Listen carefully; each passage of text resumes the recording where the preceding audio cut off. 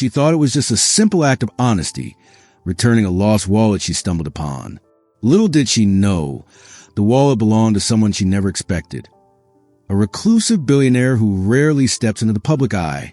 Before we dive in, tell me, where are you watching from? Drop your city in the comments. I want to hear from you. The train station was louder than usual that morning. Not because of the noise, but because of the rush. That desperate Monday kind of rush, where no one looks up, no one slows down, and everyone's chasing something they've already lost. Maya Collins moved with the crowd. Head down, tote bag clutched tight against her chest. Her shoes were soaked. Her coffee was cold. And once again, she was late.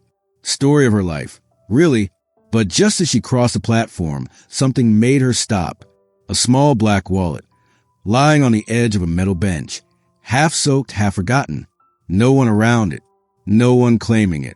She hesitated. Looked left, then right. People brushed past her, impatient. But that wallet stayed still, almost waiting. Maya picked it up gently, brushing off the rain. The leather felt expensive. She flipped it open, and for a moment, her breath caught. Inside, an ID card. Elias Ward. A name that meant nothing to her. But behind the plastic sleeve, a photograph. An older man and a young boy, both smiling beside a lake. Something about it felt personal, private, and then she saw it, folded neatly behind the photo, a check, $10 million, and signed. Her heart raced. She looked around again, half expecting someone to yell, "Hey, that's mine." But no one did. In that moment, two voices fought inside her head. One whispered, "Walk away. It's not your problem." The other said, "Do the right thing." She tucked the wallet into her bag, biting her lip.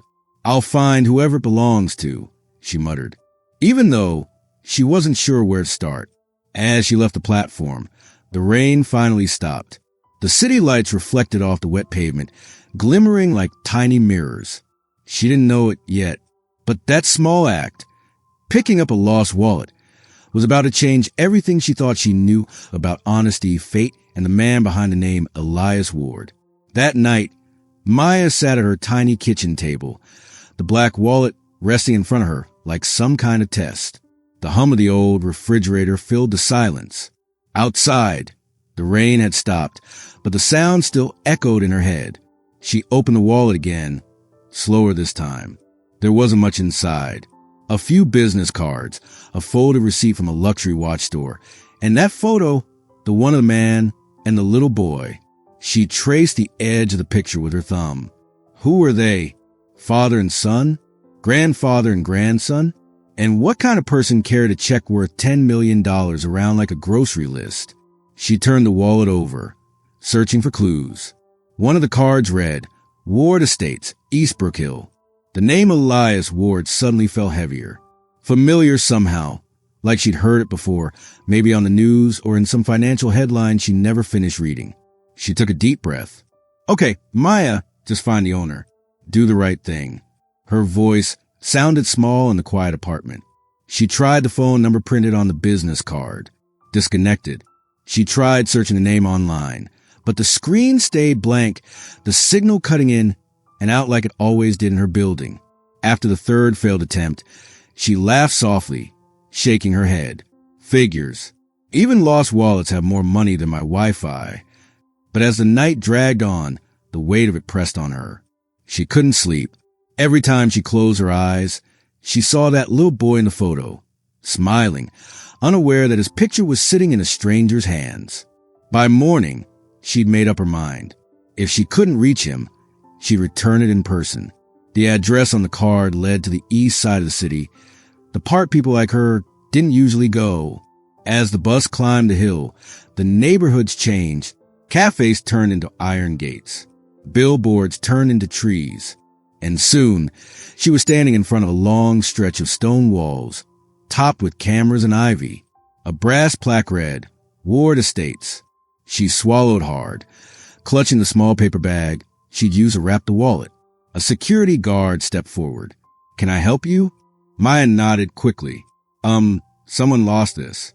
It belongs to a Mr. Ward. I just wanted to return it. The guard barely looked at her. Deliveries go through the main gate. I'm not delivery, she said softly. Just returning something. He sighed, then pressed a button. The smaller gate opened with a buzz. Fine, leave it with me. Maya hesitated, then placed a wrapped wallet on the table beside him. She scribbled a quick note from her bag. Found near the central station. Hope it reaches the right person. MC. Her handwriting looked shaky, nervous. She turned to leave, glancing back once more at the mansion beyond the trees. It looked empty, cold, like the kind of place where silence lived permanently. She didn't know it then, but inside that house, someone had already seen her on the security feed, and by the time she reached the bus stop again, Elias Ward already knew her name. Maya's phone buzzed against the counter, just as she was finishing her late shift at the diner.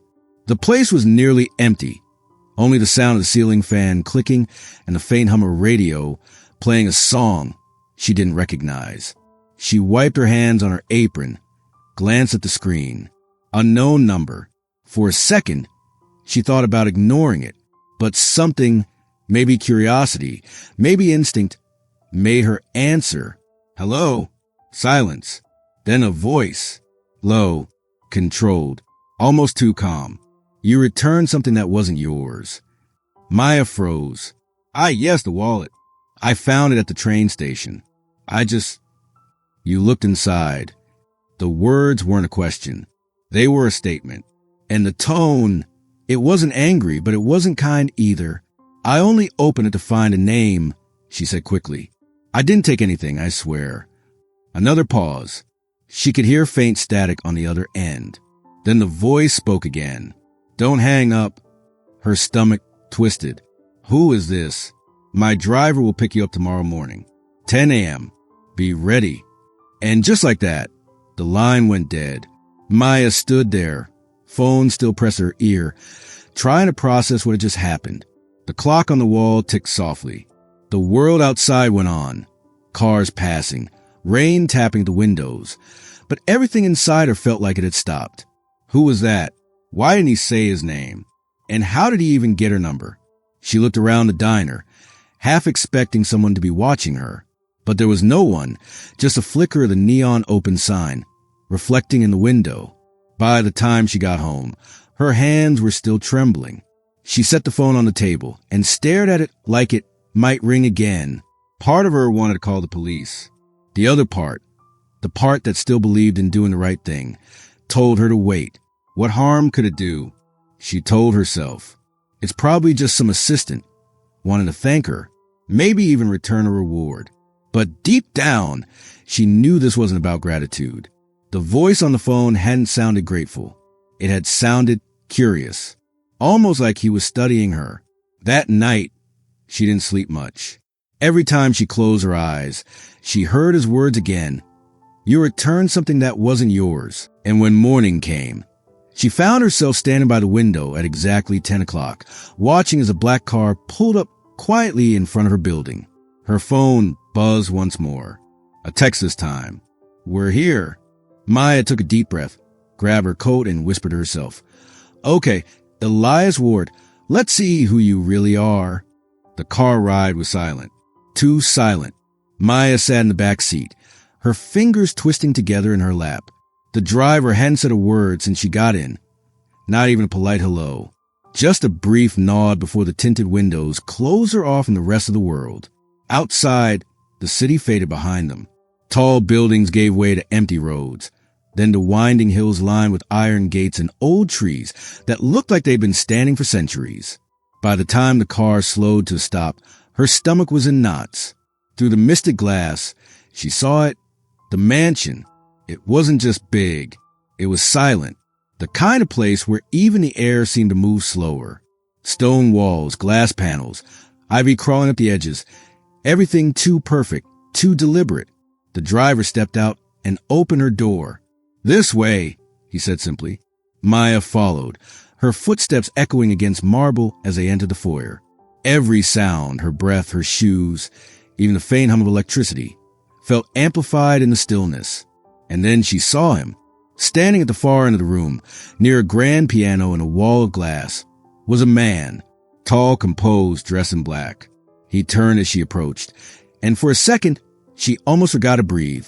His face was familiar, not from anywhere specific, but in that way certain faces feel like they've lived through too much, like the world had taken a piece of them and left a shadow behind. "You're Maya Collins," he said. His voice was calm, steady, but carried something else underneath, a quiet weight. "Yes," she replied softly. "You must be Elias Ward." The name hung in the air like it didn't need introduction. He studied her, not rudely but intently, like he was trying to read a book written in a language he hadn't spoken in years. "You opened it," he said. She blinked. "The wallet." He nodded once. "You saw what was inside." "I'll only look for an ID," she explained quickly. "I didn't mean to." "I'm not accusing you," he interrupted. "Just confirming." There was no anger in his tone, no gratitude either, just curiosity and a distance that felt colder than the marble floor beneath her feet. He turned away, walking toward the tall windows. The morning light cut across the room, soft and pale, outlining him like a painting. "That wallet," he said quietly, "wasn't lost." Maya frowned. I don't understand." He looked over his shoulder, eyes dark and unreadable. "It was a test." "A test?" she repeated, her voice barely above a whisper. He nodded slowly. "I needed to see if someone would return it, if honesty still existed in the city." Maya stared at him, unsure if she should feel insulted or honored. "So, what? You left it there on purpose." "Not there," he corrected. "I have people for that." She blinked, taken aback by how casual he sounded, like orchestrating social experiments was just another Tuesday for him. He walked closer, his gaze steady on hers. "Most people kept it. Some mailed it back after taking what they wanted. You, however," he paused, almost like he didn't expect to be saying out loud, "brought it back yourself." Maya let out a small, nervous laugh. "Well, I wasn't exactly planning on keeping $10 million. Something flickered across his face, the faintest hint of amusement. It disappeared as quickly as it came. "You'd be surprised," he said. They stood there in the silence that followed. Two strangers, connected by a single choice neither of them had planned. Finally, Elias broke the quiet. "Sit down, Miss Collins." Maya hesitated, then took the seat opposite him. Her heart was still pounding, but her voice came out steadier than she expected. "Why did you really call me here, Mr. Ward?" He leaned back slightly, his eyes fixed on hers. "Because," he said after a long pause, "I owe you an explanation." And in that moment, with the sunlight slanting through the windows and the quiet hum of the world outside, Maya realized this wasn't just about a wallet. It was about something else entirely. Something deeper. Something she wasn't ready for yet. For a long moment, Elias didn't say anything. He just sat there, his hands folded, eyes distant, like he was weighing how much of himself to let her see. When he finally spoke, his voice had softened, measured, controlled, but under it was something else. Something that sounded like pain. 3 years ago, he began, "I trusted the wrong person." Maya stayed quiet, the kind of quiet that invites truth to fill the space. Elias looked toward the window, watching the thin streaks of rain slide down the glass. "I built my company from nothing. Worked for decades. Every deal, every decision, I was there. Hands-on. Loyal. I believed loyalty meant something." He paused, as if replaying a memory he couldn't quite stop. "My co-founder, he didn't see it that way. He sold us out, leaked private information, ruined partnerships. It wasn't just money that vanished. It was people who trusted me, who depended on me." His jaw tightened.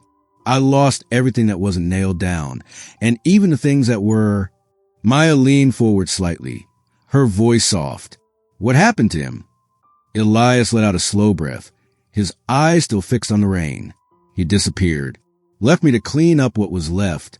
The media tore us apart. I was accused of things I didn't do. Friends I'd known for years stopped answering calls. Investors withdrew overnight. So I walked away." He turned his gaze back to her then, and for the first time, his eyes didn't look cold, they looked tired. I shut everything down. The business, the meetings, the noise. I thought if I stepped away long enough, maybe I'd find peace in the silence. Maya studied him for a moment. And did you? He almost smiled. Peace. He shook his head slowly. No, just emptiness. Silence doesn't heal, Miss Collins. It just hides a wound. There was a heaviness between them, not uncomfortable, just real, the kind that fills a room when truth finally decides to show up. So, she said quietly, the wall was what? Your way of testing people. He nodded. It started as that, a simple experiment. I left them in different places, train stations, cafes, airports, not because I wanted them back, but because I wanted to know if decency still existed. If someone would choose to do the right thing without expecting anything in return. Maya tilted her head slightly. And did they? Sometimes, he said, but never like this. Like this? She echoed. You didn't call a lawyer. You didn't post it online. You didn't even try to return it for a reward. He paused, voice dropping lower. You just showed up. Maya smiled faintly. I didn't really think it through. Exactly, he replied. You acted on instinct, and that's rare. He stood and walked toward the fireplace, where an old photograph rested on the mantel. The same image from the wallet. The older man, the boy by the lake. Maya noticed the way his hand lingered near the frame. Is that your family? She asked gently. He nodded once. My father and my brother. Both gone now. This house used to feel alive when they were here. He looked around the massive room. Now it's just walls and echoes. The words hung there, raw, unpolished, true. Maya wanted to say something comforting, but the sincerity in his tone made silence feel like the only honest response. Finally, he turned back to her. You remind me of the people who built this place. People who worked hard, cared deeply, and didn't bend when life did. She met his gaze, unsure how to respond. I'm just someone who returned a wallet, Mr. Ward. He gave a small nod, almost like he respected her for saying it. Maybe you're someone who's about to remind me what honesty actually looks like. For the first time since she'd met him, his voice softened, not out of power, but out of gratitude he didn't quite know how to express. Outside, thunder rumbled in the distance, rolling across the hills.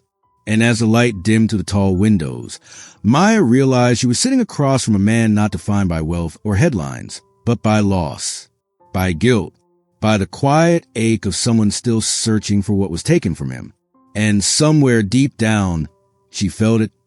The strange pull of two strangers who had no reason to trust each other, but somehow already did.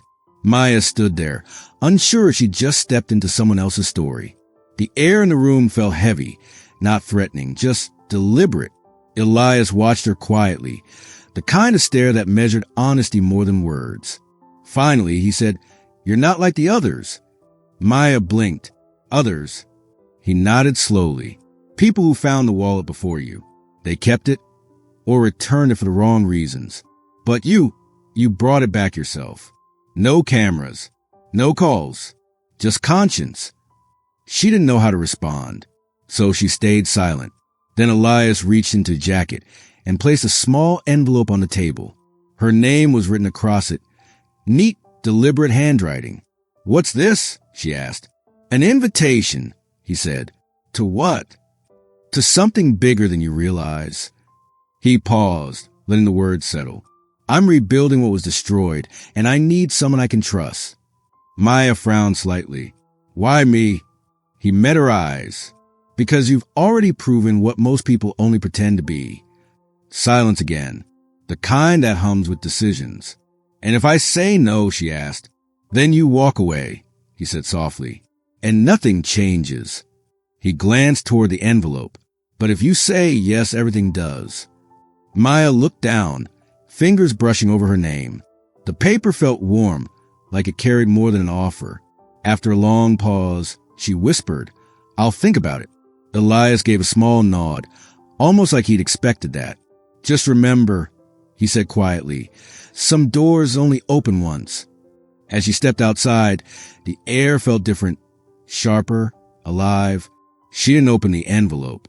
Not yet, but deep down, she already knew whatever was inside, it was going to change everything. It started small. Little things Maya barely noticed at first. A phone call that went silent when she entered the room. A locked door that wasn't locked the day before. Whispers between staff that stopped the moment she turned her head. She told herself it was just nerves, that working for Elias Ward came with a certain level of secrecy. But the feeling that something was off kept growing. Late one night, she passed by his study. The door was slightly open, light spilling through the crack. Inside, Elias was on the phone, his voice low, sharp, not the calm tone she'd come to know. No, she doesn't know yet, he said. Then silence, a long one, followed by, keep it that way. Maya froze. She stepped back quietly, her pulse racing. Who was he talking about? Her? The next morning, Elias greeted her like nothing had happened. Polite, composed, the same quiet authority as always. But something had changed. His smile didn't reach his eyes anymore. And the house, once merely quiet, now felt watched. Maya tried to focus, to convince herself she was imagining it. But when she caught her reflection in one of the mansion's tall mirrors, she saw it clearly. A camera lens, small, blinking red, hidden in the corner. Her stomach dropped. Whatever world she had stepped into, it wasn't what she thought it was. And for the first time since meeting Elias Ward, Maya began to wonder, had she been chosen for her honesty or because she was easy control? The storm came without warning. Thunder rolled over the hills, rain slamming against the mansion windows like it was trying to break its way in. Maya stood in the hallway, heart pounding. She'd seen enough now. The hidden cameras, the strange calls, the files on people she'd never met but whose names she somehow recognized. It wasn't just business Elias was rebuilding. It was control. She found him in the study, standing by the window, lightning flashing behind him. "You've been lying to me," she said, voice shaking. Elias didn't turn around. "About what?" "About everything," she snapped. "The test, the job, all of it. You're watching people, tracking them. What are you doing, Elias?" For a long moment, the only sound was the rain. Then he exhaled slowly. "You think I wanted this?" he said quietly. "I lost everything, Maya. Every friend, every deal. I needed to know who I could still trust." "You're spying on strangers to find trust?" She shot back. "That's not trust, that's fear." Finally, he turned to face her. His expression wasn't angry, it was broken. "You remind me of my brother," he said softly. "He believed people were good. I didn't. Not after what happened. You made me hope again. And that terrified me." The words hit harder than thunder. Maya's anger faltered.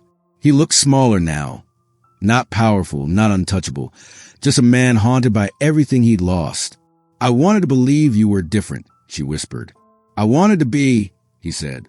Lightning flashed again, lighting the space between them. For a moment, neither spoke. Just a storm, roaring, wild, honest, filling the silence they couldn't. And in that sound, Maya understood something simple and painful. Elias wasn't her enemy.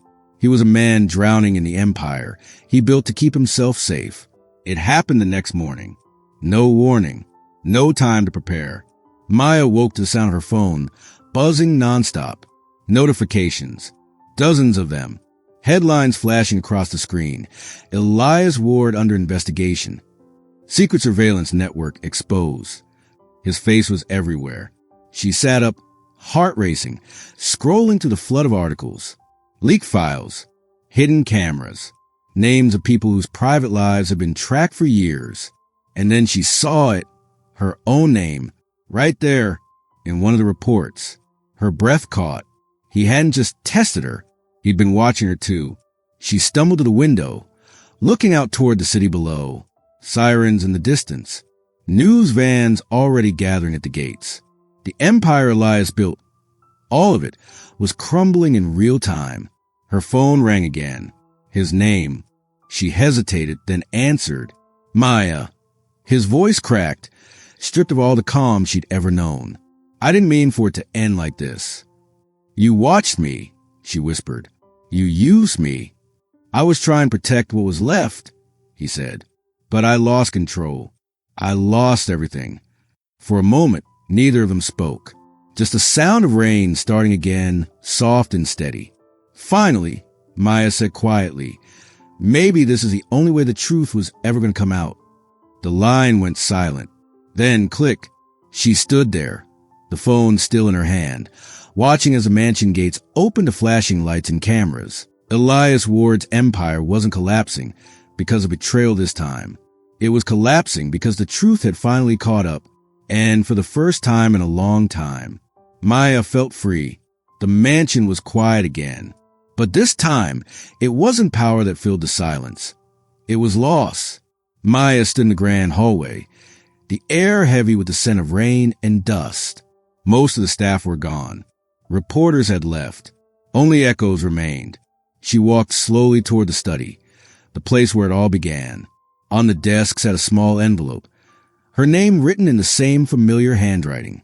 No seal, no games, just a folded note inside. Maya, you were right. Trust isn't something you test. It's something you give. Thank you for reminding me what it looks like. EW. Her fingers trembled slightly as she folded it back up. No apology. No excuses. Just truth. And maybe that was enough. Outside, the sky was breaking open, the first hint of sunlight after days of storms. She looked back at the house one last time, its windows glinting like distant memories. Then she whispered, almost to herself, "Goodbye, Elias." And as she walked down the long gravel path, she didn't look back, because for the first time since finding that wallet, the weight she'd been carrying wasn't hers anymore. Airports always had a strange kind of energy, endings and beginnings woven into the same air. Maya sat by the window, her ticket folded neatly in her hand. One way, no destination she'd planned, just a way. Outside, planes rolled across the wet tarmac, their lights cutting through the morning haze. She watched them lift off, each one carrying someone towards something new, and maybe away from something broken. Her phone buzzed once. A message, unknown number. She hesitated before opening it. You were the only one who ever saw me clearly. EW. Maya's breath caught. For a moment, everything around her went still. The chatter, the announcements, the noise. She didn't reply. There was nothing left to say.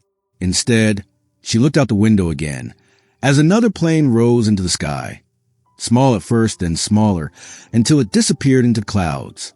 She smiled softly, not because it was over, but because she was finally free to begin again. Spring came quietly, the kind of season that doesn't announce itself. It just arrives. Maya stood in a small park on the edge of the city, sunlight slipping through the branches overhead. In her hands, she held the old wallet, worn, faded, but still intact. The same one that had changed everything. She kept it all this time, not as a reminder of Elias, but of a choice. The day she decided to do the right thing. Even when no one was watching, she knelt beside a young tree, its blossoms pale and trembling in the breeze. Carefully, she placed the wallet in the soil at its roots, not buried like a secret, but planted like a memory. For a moment, she just stood there, watching the petals drift around her. Then she whispered, "Some things have to end before they can grow." And as she walked away, the wind carried the scent of spring, soft, new, alive. The wallet was gone, but in its place, something else was beginning to bloom. If this story touched you, take a moment to subscribe to Heartfelt Tales TV.